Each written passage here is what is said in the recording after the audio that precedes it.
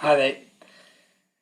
Yeah, I'm back again, and I'm going to talk about something that I heard on a show recently, Andrew Carrington Hitchcock show.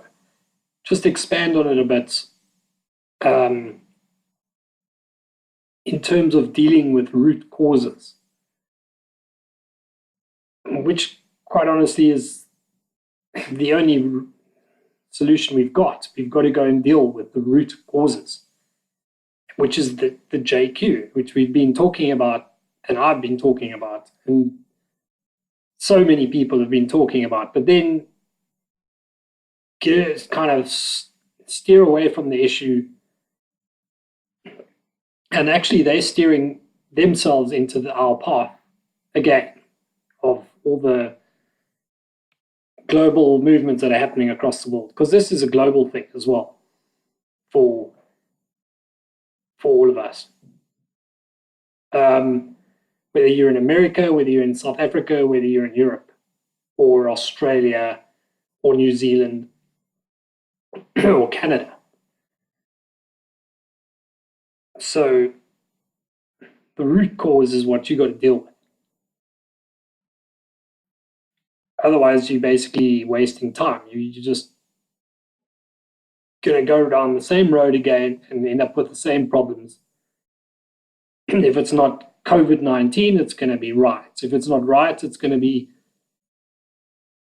some other new invented problem manufactured by the usual suspects and that we are not, it seems, prepared to deal with. So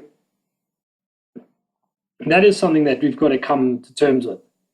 Dealing with a root cause is always the best scenario. It's the same if you got a leak in your house and you try and patch it up versus actually chopping open and finding where it's coming from and actually fixing it. Or if you've got a blocked pipe in your house and you don't know why, but there's actually tree roots growing there. So you've got to dig down and get those roots out and replace that broken piece of pipe rather than just unblocking it temporarily.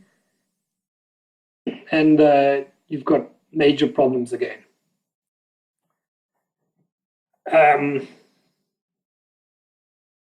You know, we've tried all the other things, secession, on a long enough timeline, secession actually hasn't worked. Look at the French Huguenots. How well did that work for them? They've now got an even worse problem than they probably had back in those days. You know, they were being persecuted by the Catholic Church back then, ran away to South Africa, didn't exactly have it easy, had a lot of problems along the way too. Now they're being tried to root it out on racial terms and religious terms. And we can draw all the links and connect all the dots. Joe Slovo connected to George Soros, connected to Rothschild, connected to, I mean, really, it's getting boring. It's actually getting very boring. And we also got to start recognizing the dialogue, that we are in dialogue. They are talking down to us with unilateral kind of global decisions and moves. You know, if rioting to COVID-19, and there's no response. We don't have a response for them. We're not going, Trump isn't going and sorting things out. He's supposed to be our man on the inside. He could have arrested George Soros quite easily. Or any one of these henchmen. But we are in dialogue. I mean, as Hillary Clinton goes to trial, so suddenly riots break out.